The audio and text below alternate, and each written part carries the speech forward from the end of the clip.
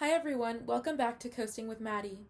We have made it as far south as La Jolla, and this week we are going to view the deep sea waters off the coast and see where ocean animals live.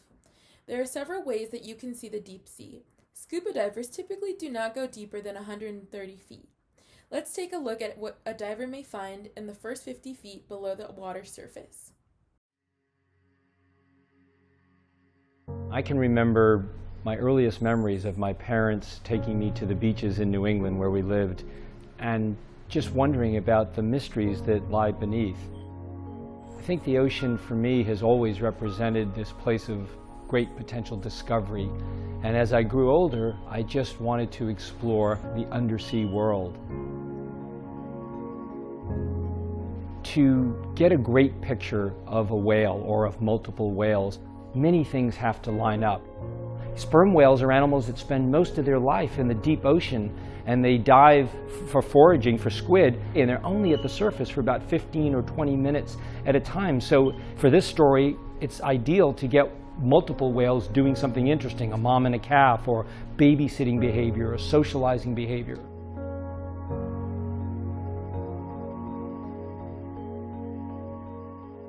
There's a euphoria, I think, an exhilaration after having one of these extraordinary moments with a whale. You can go weeks and weeks and months with nothing great, and then all of a sudden something breaks.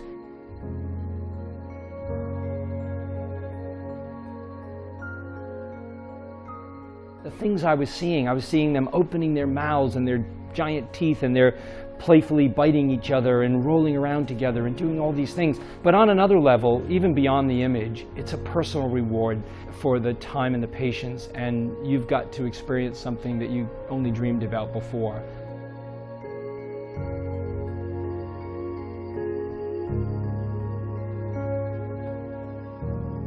A lot of the interesting science that's been published about whales in recent years is showing that these animals lead far more complex lives than we ever thought, that, for lack of a better word, they have humanity.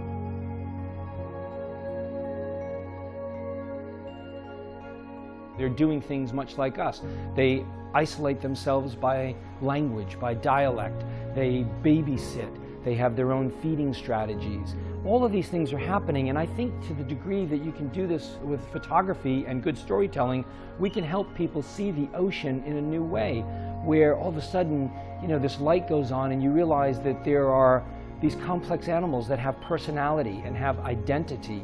And I think if we can get people to understand that, you begin to say, wow, the ocean is not just this place with cold-blooded fish out there, that all animals have these interesting lives.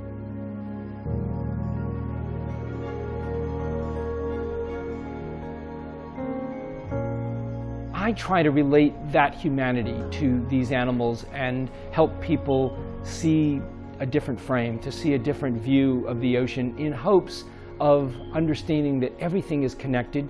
The ocean is important to our lives. Every other breath that a human being takes comes from the ocean. So if for no other reason than our own self-interest, we should be interested in protecting the ocean. But hopefully it's more than that.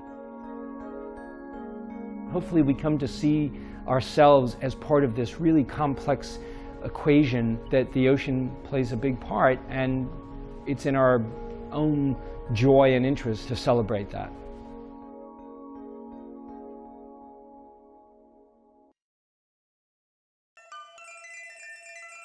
Submarines and remotely operated vehicles can go much deeper than a person diving on their own. Submarines typically do not dive deeper than 1,200 feet, but some sea animals live as deep as 35,000 feet.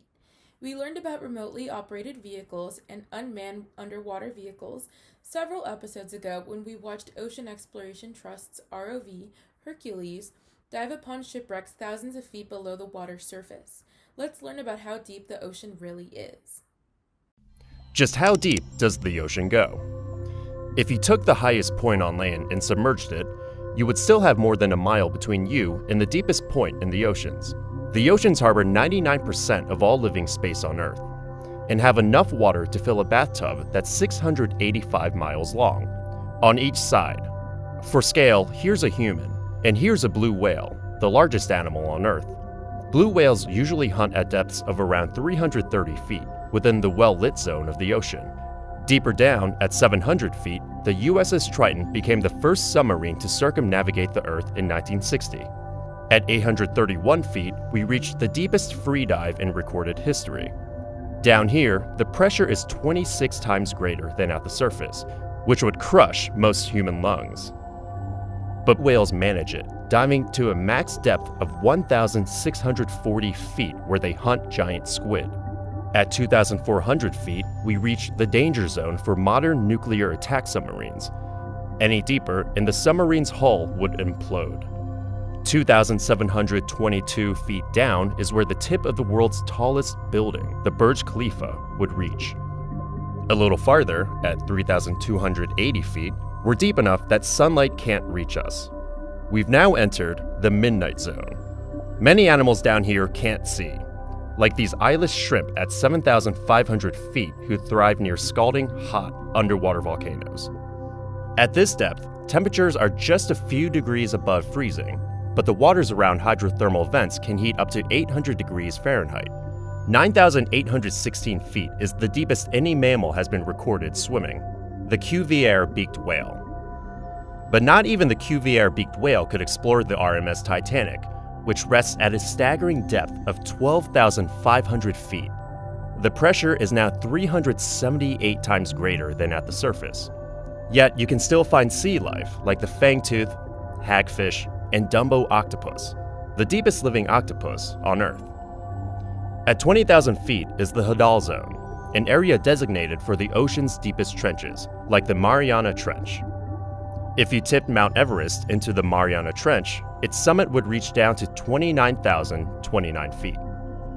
That still doesn't compare to the two deepest crewed missions in history. In 2012, director James Cameron descended to 35,756 feet for the Deep Sea Challenger mission. But Cameron didn't quite break the record, which was set by oceanographer Jacques Piccard and Lieutenant Don Walsh in 1960. Piccard and Walsh descended to the lowest point on Earth, Challenger Deep, at a record 35,797 feet below the surface.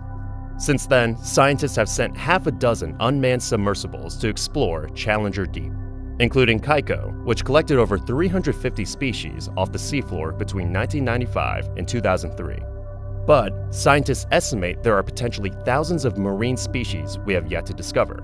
Humans have explored an estimated 5 to 10% of Earth's oceans. We've only just begun to understand the deep, dark world that flows beneath us. What sort of animal life can submarines and ROVs view from the deep blue? Let's find out.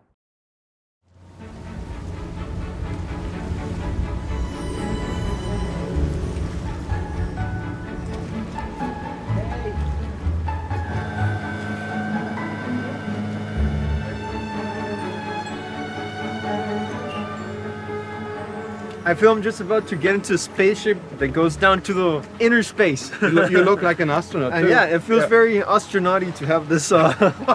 Basically, the technology we're using, it's like going into space. It's just inner space. We're going on a primary discovery dive today.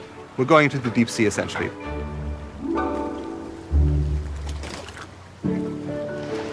The cabin open like a clamshell. It's open like a clamshell, and then the passenger can just step in easily.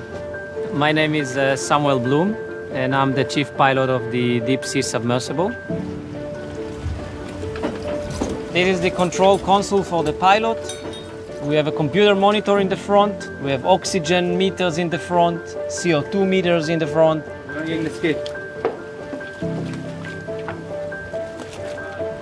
On the low part of the submarine, so the white tanks are oxygen. The big black tank here, this is called a ballast tank, to fill up different flotation compartments.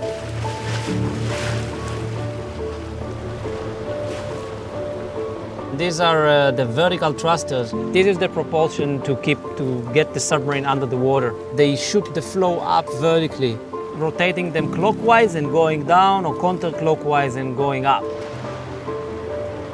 We'll do underwater contact at 10 meter, we're going down. But these are special thrusters, lateral thrusters. One will move forward, whereas the other one will move backwards, and together they will complete a motion that will take the submarine either to the left or to the right. Here inside, under the fiberglass shell, contains all the electrical parts of the submarine. So many cables, looks like a plate of spaghetti. This is basically the brain of the submarine. Here we have our high definition camera.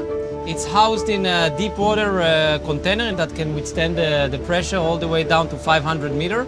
The pilot and the viewer can see what the camera sees. We have very high power lights all around. So when we go beyond the light to the deep water, we can illuminate what we see. Here in the front we have two little lasers that giving us 2 points, and that gives us a reference for the size. This is a robotic arm. It has 7 axes, which means like my arm, it has the flexibility to move around and to pick things off from the bottom. We do filming, we do conservation, we do science all together. And it's all thanks to the submarine, because now we can take those people with us. You know inside that what you are doing right now is something very few people have done before. It's a great feeling. Not only me being an explorer, but I can share that fascination with other people as well.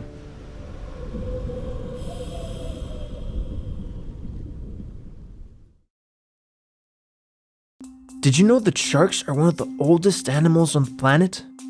Some of these shark species have been around for more than 400 million years. That means that sharks hung out with the dinosaurs. Okay, not these specific sharks, but their ancestors did.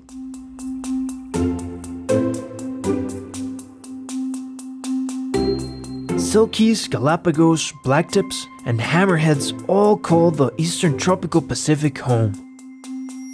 See how many different types you can spot. You can tell them apart by their size, shape, fins, color. Hammerheads are one of the easiest to pick out.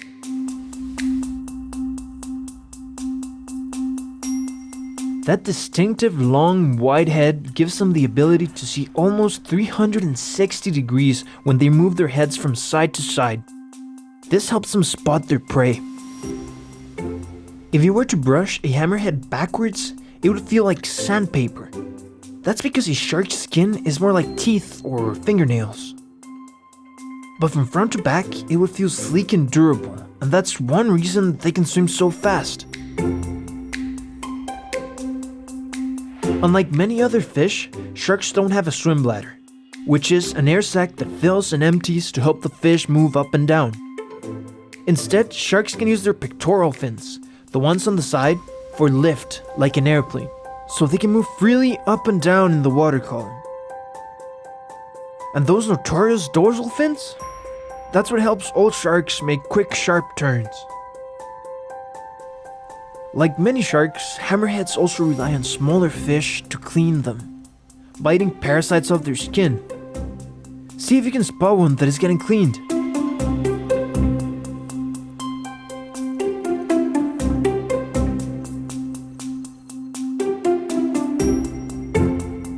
It's a myth that sharks can detect blood from kilometers away. But it is true that they have an extremely powerful sense of smell. If you were to put a drop of fish oil in a large swimming pool, some sharks could smell it. And a hammerhead's nostrils, like its eyes, are spread out, so it can smell in stereo. But there's something else about that nose. It contains tiny electromagnetic sensors. They can use these to find food, like fish that try to hide in the sand. And there's more. Scientists speculate that sharks might use these sensors to navigate long distances, sensing changes in the Earth's electromagnetic field. It's like a shark radar. All these awesome features, that's how sharks have survived over hundreds of millions of years, by adapting to stay at top of the food chain. But while they may be an apex predator under the surface, there is a dangerous threat to sharks that comes from above. Humans. Sharks are killed for their fins and meat. The scalloped hammerhead is now endangered, and sharks are crucial to a balanced ecosystem. Without them, smaller predators will be left unchecked, potentially wiping out the smallest fish. And without the smallest fish to feed on it, algae could grow out of control, choking out other life. Which is why we're here, to figure out where these sharks migrate, when, and why, so they can survive and help keep our oceans and our planet healthy and safe.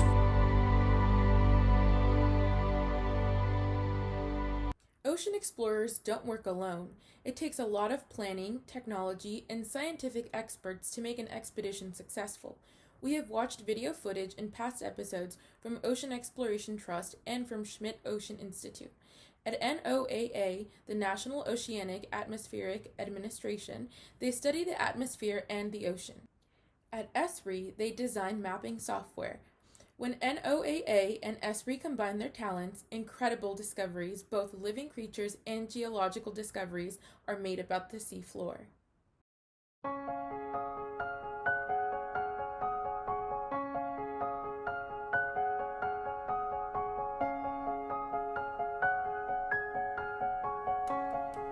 I'm very proud that we're celebrating the 10th anniversary of NOAA's ship Oceanos Explorer, because it's allowing us to reflect on the 100 expeditions that we've conducted over this last decade and all the amazing discoveries we've made that are so important for science, but also for our economy and national security. The Oceanos Explorer is a national asset. Think about NASA. NASA has launched dozens of space probes to explore deep space. We've mapped the surface of Mars and the Moon to a higher resolution than we've mapped our own seafloor.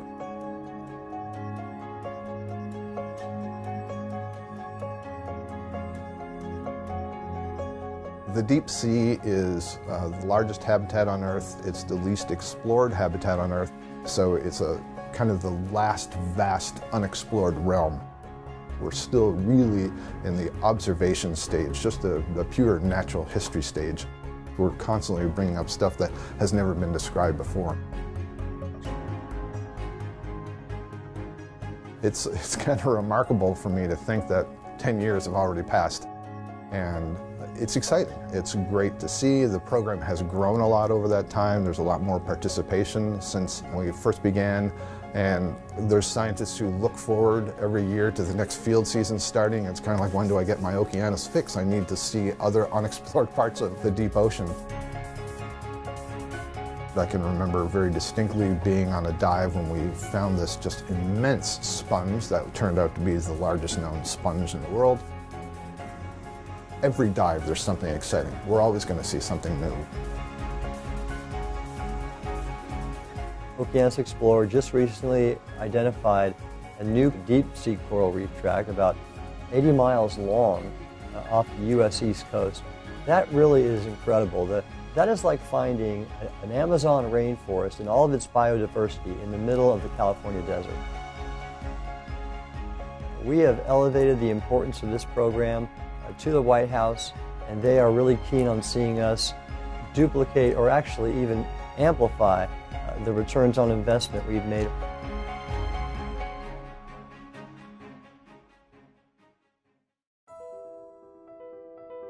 My experience in exploration was mostly with human-occupied vehicles. So I was pretty skeptical about telepresence-enabled exploration. So the opportunity that I had being out on the Oceanos Explorer for the Mariana Trench expedition was really eye-opening for me. Not only was I participating in the dive with the other science lead, but with scientists calling in from all over the world, literally all over the world. So it was like really, it was very, very cool. And so really to take advantage of that, you know, the excitement and participation in the discovery. So you don't have to have a sponge biologist, a fish biologist, a crustacean biologist, you know, on the ship at one time, because that's not feasible. It makes it really so much easier for broader participation in these missions of discovery. The interest and the buy-in among the scientific community has just grown exponentially. A lot of folks have seen the value of the program through the delivery of real, tangible results and discoveries and have become excited about it and share that with their colleagues. The fact that the program has not just remained for 10 years, but has really flourished is a testament to its inherent value to the scientific community. For about 3 years, I worked with the Oceanos Explorer mapping team, and I think as of today, they're very close to 2 million square kilometers of seafloor mapped. And that's just an incredible contribution. When we think about the work that the Oceanos Explorer has done in mapping the seafloor over the last 10 years, is added an immense amount of information to our understanding of the physiography of the seafloor and the different biological and physical processes that are going on there. As a marine geologist, there's been a number of discoveries that I have been excited about. The brine lakes, and then the asphalt extrusion we know as the tar lilies.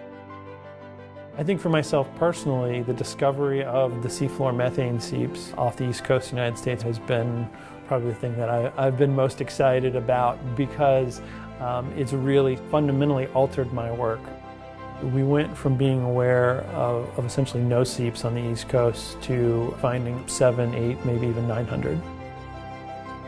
And I think the biggest impact of that has been not only the initial discovery by the Oceanos Explorer, but the fact that in many cases, scientists have been able to take the observations, use those as the basis to support further research, further funding for research, and then return to these sites and really explore them with even greater detail.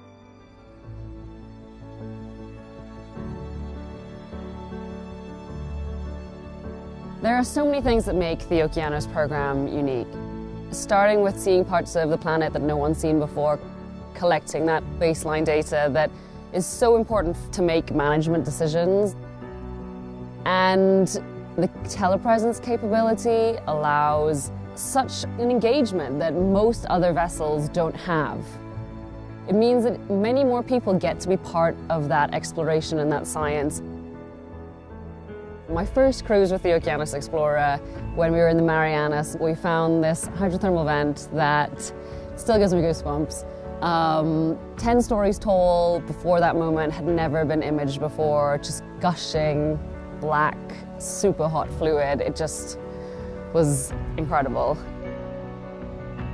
I was watching that night, and all of a sudden there was this like black smoke, and it was like, oh my gosh, how cool is this? This is so exciting. The next day, I think the LA Times reported this, and right after that, there was a huge increase in the number of viewers.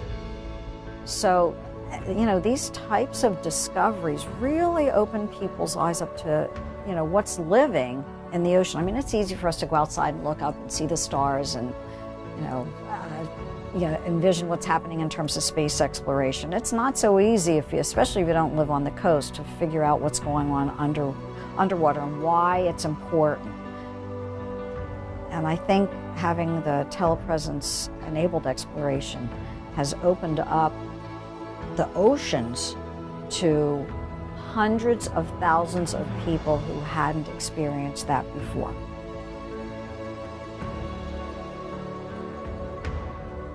Having that public engaged, having them there with you, being a part of the exploration, so many people that will never get the opportunity to step on board a ship ever in their life, but yet they're there with you as you're seeing those new animals, those new habitats, those new behaviors. Telepresence and the Oceanos program truly democratizes ocean exploration and science, and that's something that really shouldn't be undervalued. Archaeology is a record of the past. It's unique in that it is one of those things that tells us what people actually cared about, what kind of things were important to them, what they did in their daily lives. And working with the Oceanos Explorer, we have learned a great deal more about what has led up to our present relationship with the ocean. I've been there for sites like the Japanese midget submarines lost in the early moments of the attack on Pearl Harbor.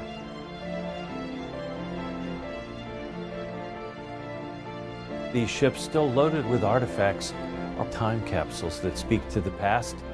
And so I think the power of Oceanos Explorer, out there, working, surveying, documenting, and sharing, is absolutely essential. This is science for everyone.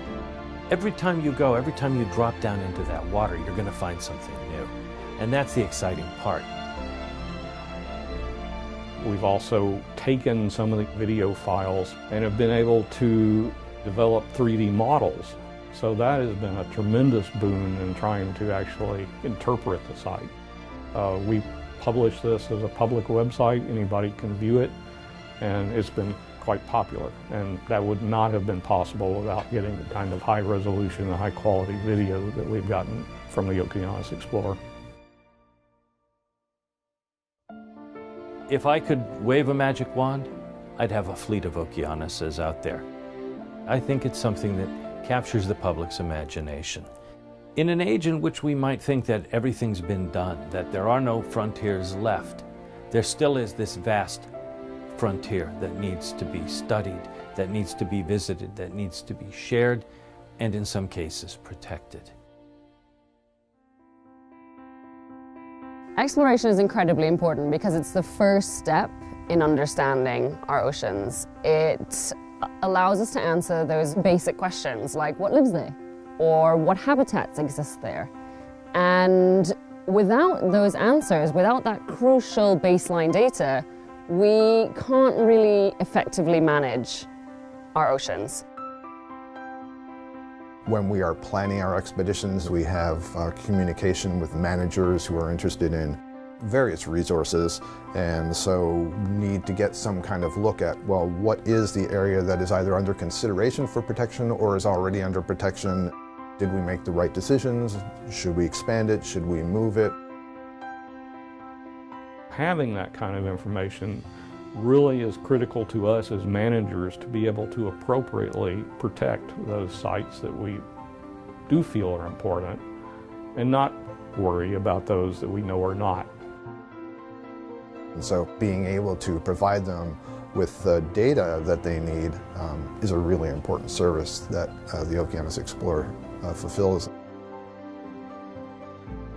I think over the last 10 years, the Oceanos Explorer has sort of blazed a trail and served as a model for what federally funded, community-driven ocean exploration can be.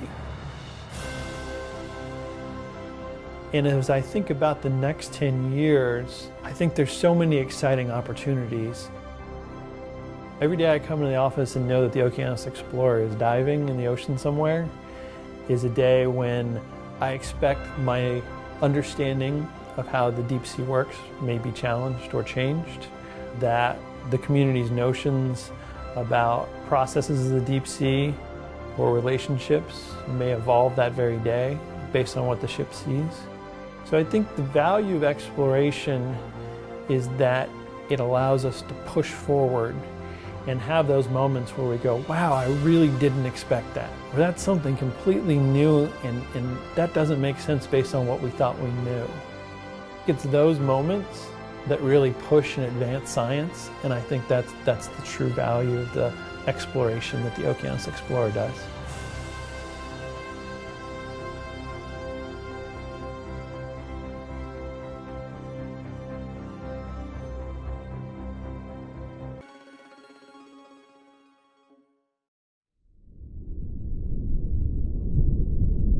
Most people don't think about the bottom of the ocean.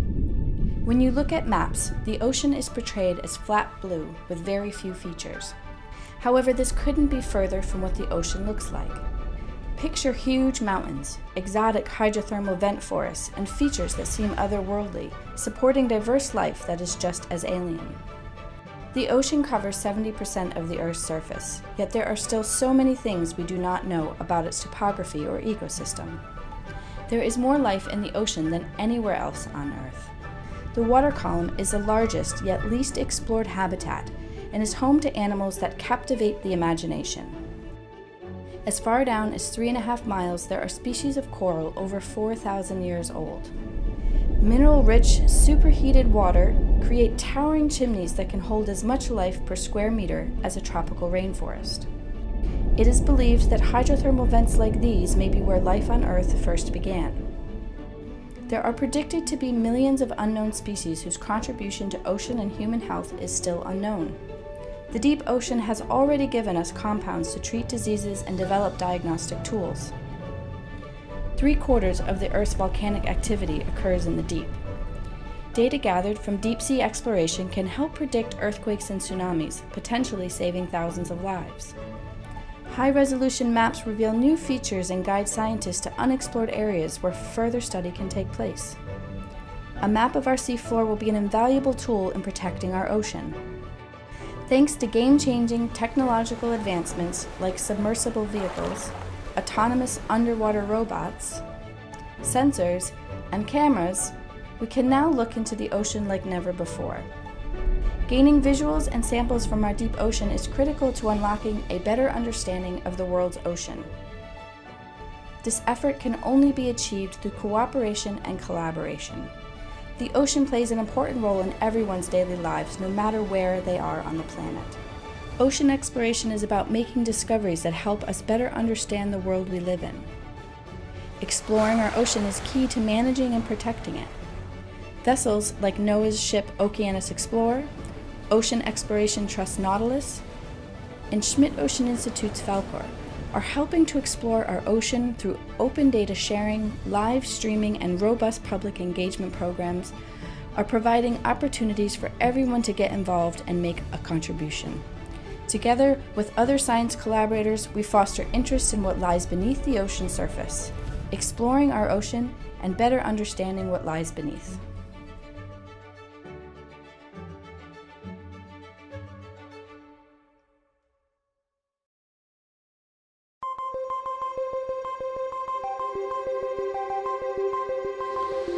We're going to take a super sample at all of those holes. Your help getting it in position over the board. Each one is 5 minutes long. Fantastic. So if you're watching on channel 1, the super sampler is the heck is that? Oh my god. Oh my goodness, what is that? Guys, look at it. Guys, we have a humpback whale. We need to Zoom, you can track him, we can get back here. Alright, let's move the camera. Zoom out, look around, rotate. I'm gonna turn the M3 off, guys.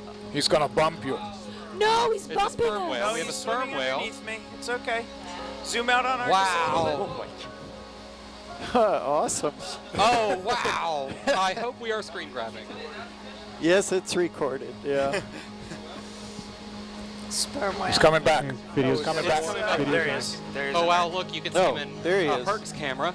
Can we move the Herc cam a little bit? That's as far as I can go. go. Beautiful. Oh, wow. Holy cow. Wow. I think we beat the other watch thing. Oh, man. Yeah, we did. This is so neat. Yeah. He's just doing laps. Take a look. Moving up. I'm moving up and I'm moving. Coming right. Herc cam, look up. Oh, it's going to be there. Come on. Is he going to be deep enough? Oh, coming back. Coming right. Yep. Back. Look at that. Hello, baby. Looks like he's been raked. See that? There could be a propeller scar. You think so? Yeah. Oh, maybe from a kraken. Mike. He's gonna look at you now. There he is. You can see the eye. See the eye? Count as a selfie? Yeah. Fantastic. Oh, nice view. Just trying to figure us out. Incredible. Yeah, this is amazing. Justin, you want the reds off? Look at that view. I hope we're getting screen captures of this. I have not stopped.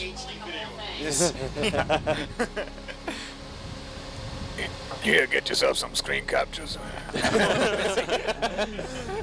If you want to move the white twirling. He's twirling, coming around. Yeah, I'll twirl He's it. checking out the bottom, coming from... He's going to sniff the bottom. Here he comes. Yeah. Oh. Yeah. I will signal him with our backboard. wave him.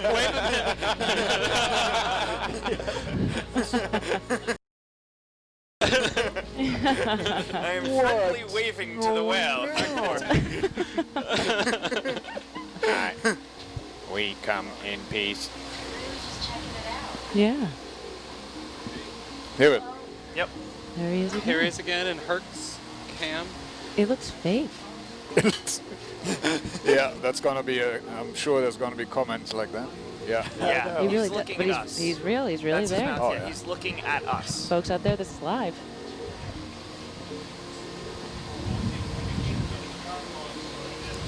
Wonderful how you can see the mouth, yeah, the jaw, the lower jaw.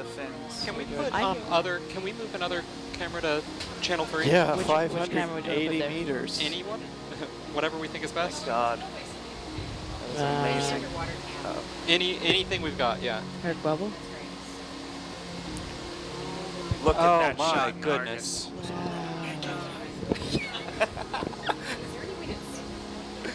There is a way to zoom in. You want me to zoom in? Yeah, that's a good idea.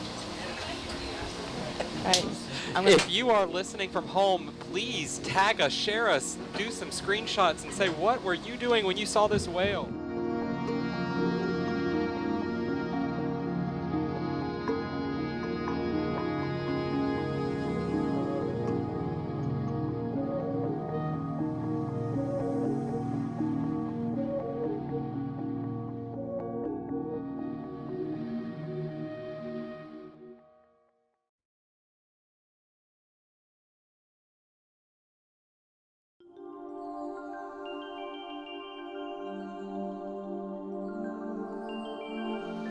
That was a beautiful jelly. Bridging this whole position. It's like some little kid dropped their toy. Trash. Oh, man. He is awesome. Modified, added to become CVL-22, lead class of the light aircraft carrier USS Independence. Look at that. Incredible. How many times do you refer to Oh, no. Come on, buddy.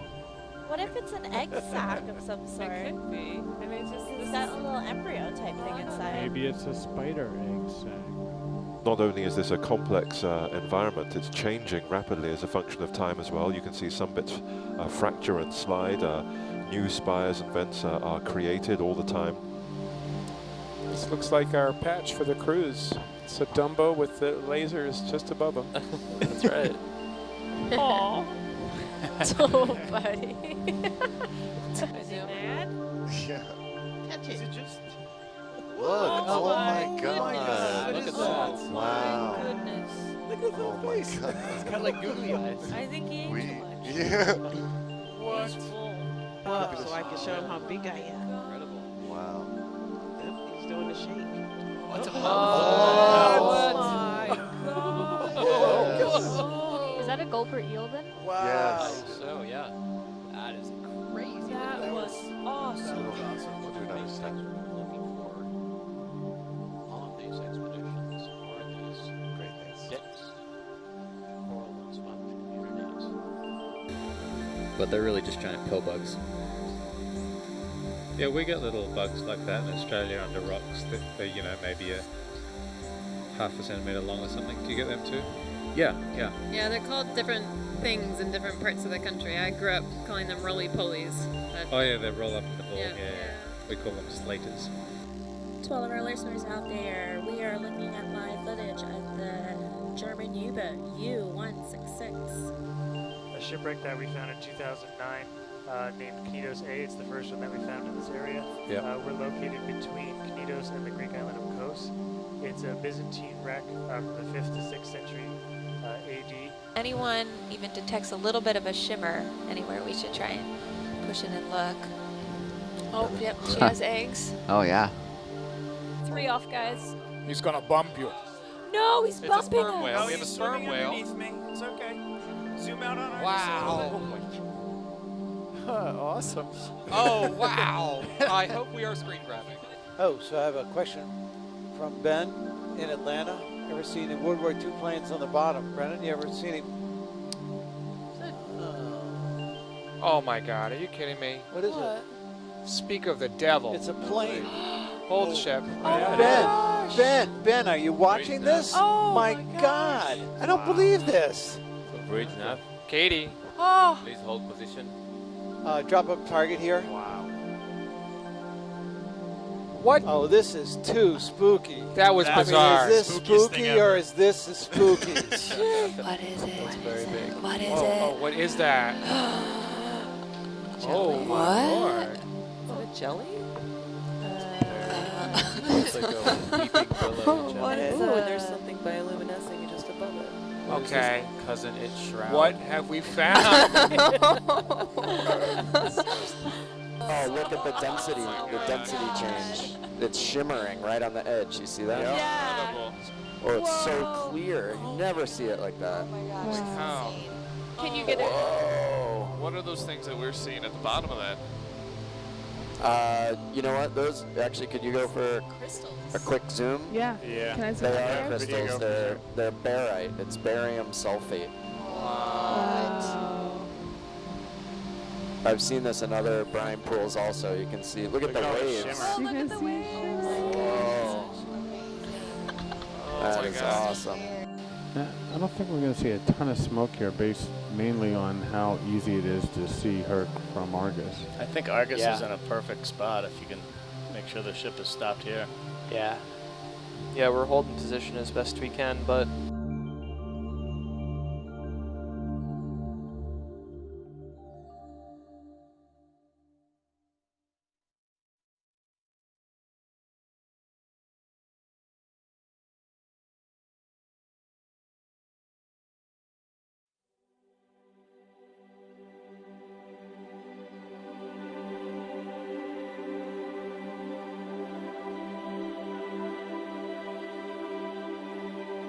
It's certainly a window into a different world than most of you are living in right now, so please enjoy the break and the serenity.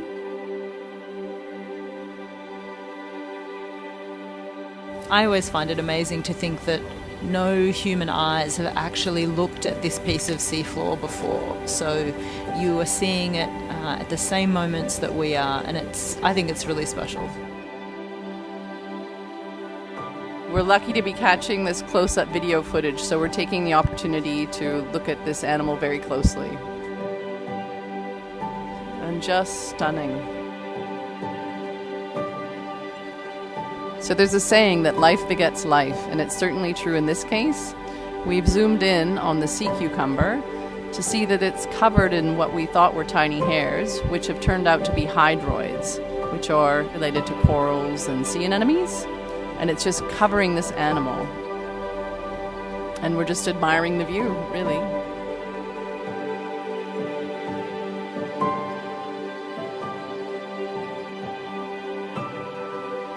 Our expedition aims to try and fill in some gaps in knowledge we have about biodiversity in the deep sea off Western Australia. It's very underexplored. We haven't had the opportunity to use an ROV such as Sebastian from the Schmidt Ocean Institute.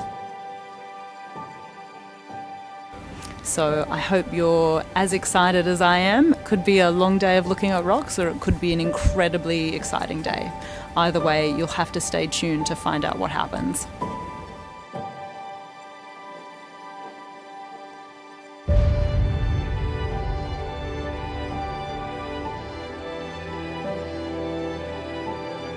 Welcome to the deep sea.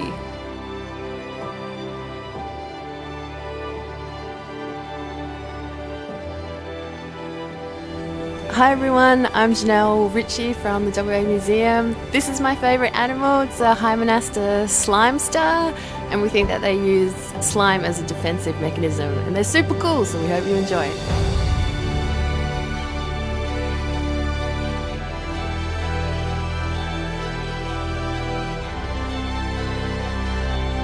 This is a faceless cusk eel, which has generated quite a high level of excitement from our fish curator Glenn Moore. Please enjoy the footage of this amazing creature.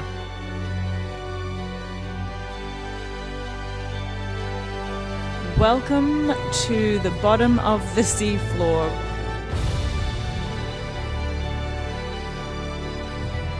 We have a little welcoming committee here waiting for us today.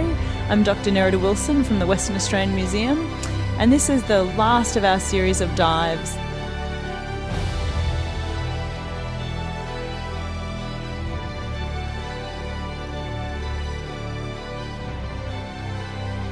I hope you're enjoying this as much as we are here. The control room is loving this. It's beautiful.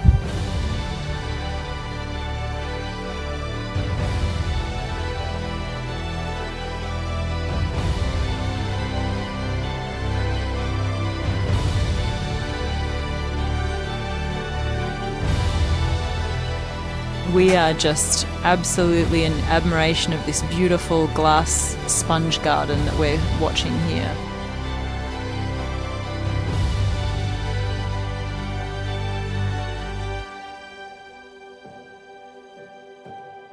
Just want to say thank you to all joining us today and along the cruise.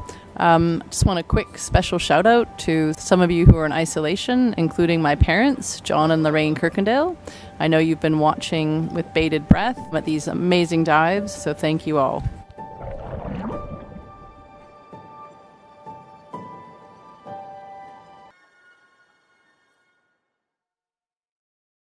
Thank you for watching this episode of Coasting with Maddie.